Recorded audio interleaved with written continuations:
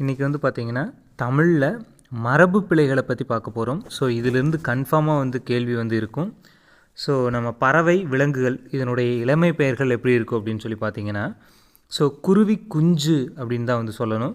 So ஆப்ஷனில் வந்து நிறையா வித்தியாசமாக வந்து கரெக்டாக இருக்கிற மாதிரியே கொடுத்துருப்பாங்க.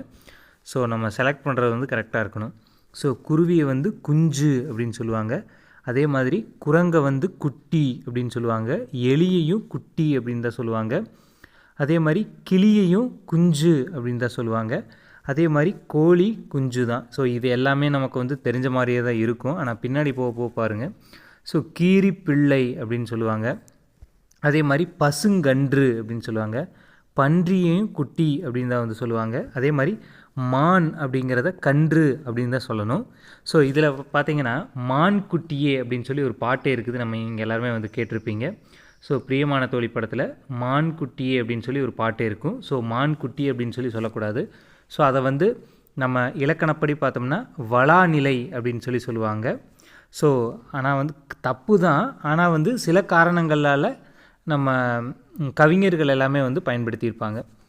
அதே மாதிரி மான் கன்று அப்படின்னு தான் வந்து சொல்லணும். அதே மாதிரி யானை அப்படிங்கிறதையும் கன்று அப்படின்னு தான் சொல்லணும். யானைக்குட்டி அப்படின்னு சொல்லி சொல்லக்கூடாது. அதே மாதிரி ஆட்டுக்குட்டி அப்படி தான் வரும். அதே மாதிரி கழுதையும் குட்டி அப்படின்னு தான் வந்து சொல்லணும். அதே மாதிரி குதிரையையும் குட்டி அப்படின்னு தான் வந்து சொல்லணும். நாய்க்குட்டி. அதே மாதிரி புலி அப்படிங்கிறத வந்து பரல் அப்படின்னு சொல்லுவாங்க. இந்த மாதிரி வித்தியாசமாக இருக்கிறத வந்து கேட்பாங்க. புலியை வந்து பரல் அப்படின்னு சொல்லுவாங்க. சிங்கம் வந்து குருளை அப்படின்னு சொல்லுவாங்க. சிங்கத்தை வந்து குருளை அப்படின்னு சொல்லுவாங்க இளமை பெயர்களில்.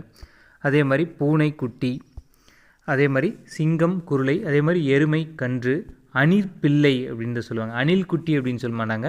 அணில் பிள்ளை அப்படின்னு தான் சொல்லுவாங்க. அதே மாதிரி தென்னம்பிள்ளை அப்படின்னு தான் சொல்லுவாங்க. நம்ம தென்னை மரம் அப்படின்னு சொல்கிறோம் இல்லையா, அதோட இளமை பேர் வந்து தென்னம்பிள்ளை அப்படின்னு தான் வந்து வரும். அதே மாதிரி காய்களை வந்து பழங்கள் இருக்கு இல்லையா, அதோடைய இளமை பெயர்கள் என்னென்ன அப்படின்னு சொல்லி பார்த்தோம்னா பலா பிஞ்சு அப்படின்னு தான் வரும். அதே மாதிரி அதாவது பலா பிஞ்சு அப்படிங்கிறது வராது. பலா மூசு அப்படின்னு தான் வந்து சொல்லணும். அதே மாதிரி வாழை பிஞ்சு அப்படின்னு சொல்லக்கூடாது. வாழை கச்சல் அப்படின்னு தான் வந்து சொல்லணும்.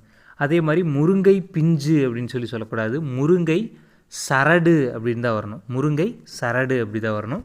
அதே மாதிரி அவரை பிஞ்சு அப்படின்னு சொல்லி வரக்கூடாது. அவரை பொட்டு அப்படின்னு தான் வரணும். அவரை பொட்டு அப்படின்னு வரணும். அதே மாதிரி மாம்பிஞ்சு அப்படின்னு வரக்கூடாது. மாவடு அப்படின்னு தான் வரணும்.